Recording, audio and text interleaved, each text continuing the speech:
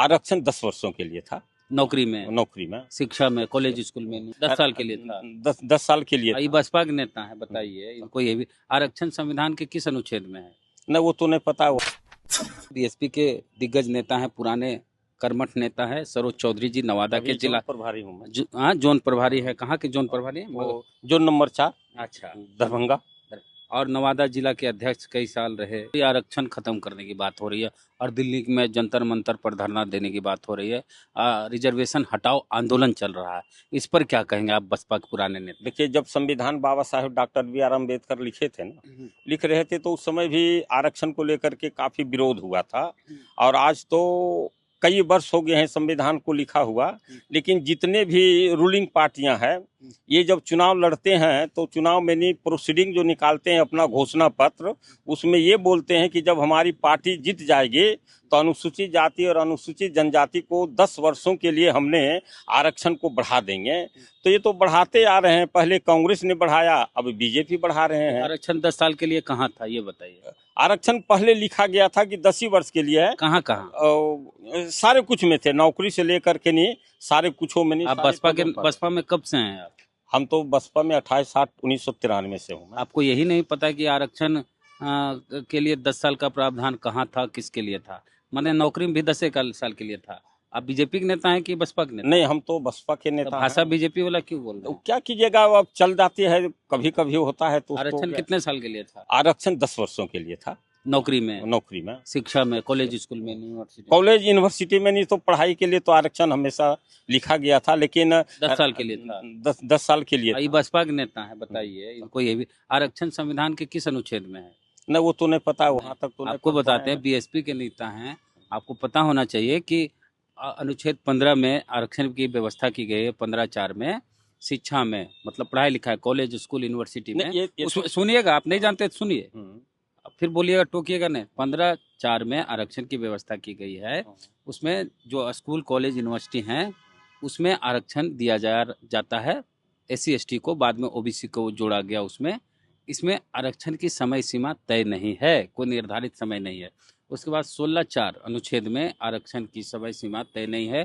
16(4) में जो आरक्षण है वो सरकारी नौकरियों में है, चाहे राज्य सरकार की नौकरी हो, केंद्र सरकार की नौकरी हो। अनुच्छेद 16 में इसकी व्यवस्था है और उसमें भी समय सीमा नहीं दिया गया है कि इतने साल के लिए होगा। अब आते हैं राजनीति में जो आरक्षण है, जो चुनाव लड़ते हैं MP MLA का, SC ST, जो ये आरक्षण SC ST को मिला है, और पंचायत चुनाव में, मुखिया वगैरह के चुनाव में मिलता है। ये संविधान के अनुच्छेद 330 में है, 332 में है। 30 और 32, 30 है लोकसभा के लिए और 32 है विधानसभा के लिए। इसमें 334 एक अनुच्छेद है जिसमें कहा गया है कि जो लोकसभा विधानसभा का चुनाव होता है उसमें जो आरक्षण है वो 10 साल के लिए होगा और उसको हर साल बढ़ाया जाता है 10 साल पर। नौकरी और नौकरी शिक्षा में आरक्षण की समय सीमा नहीं है, क्योंकि वहाँ तक पत्रकार महोदय हमने पढ़े नहीं। तो आप भाजपा की भाषा बोलते हैं कि 10 साल के लिए था, मनुवादियों की भाषा बोलते हैं। मनुवादी तो धर्म पर बोलते हैं, हम तो उनकी भाषा को हम आज तक नहीं बोल पाए। अब बताइए आरक्षण के बारे में, कौन कितने साल के लिए था?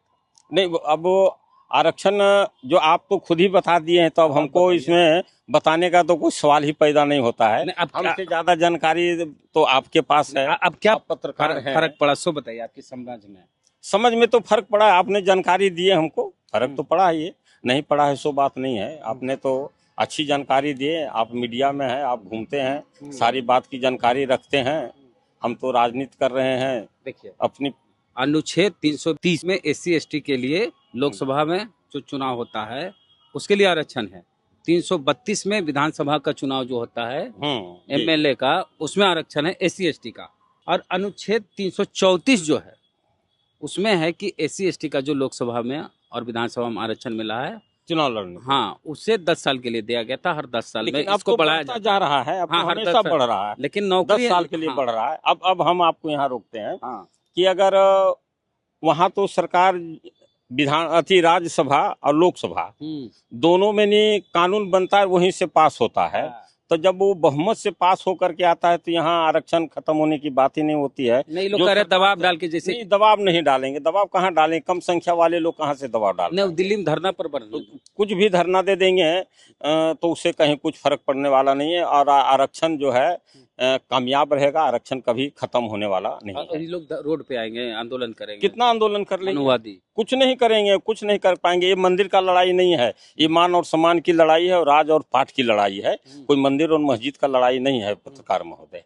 इसलिए ये आरक्षण ना तो समाप्त हुआ, एक हवा बह रहा है। अब हमारी विचारधारा, हमारा ध्यान विकास की तरफ जाता, तो जब विकास की तरफ हम लोग अपना ध्यान आकृष्ट करते हैं तो ऊपर से कहीं न कहीं ये मनुवादी जिनकी बात आप रख रहे हैं, भटकाने के लिए कोई न कोई एक नई मुद्दा ले आते हैं।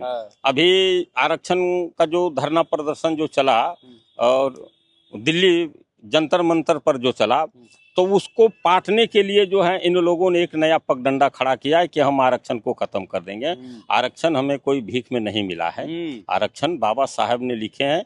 जब कोई संविधान लिखने के लायक नहीं थे, तब बाबा साहब हम लोगों को ध्यान में रखते हुए, अनुसूचित जाति, जनजाति, ओबीसी सबको ध्यान में रखते हुए उन्होंने जो भी लिखे हैं वो सही लिखे हैं और सत्य लिखे हैं।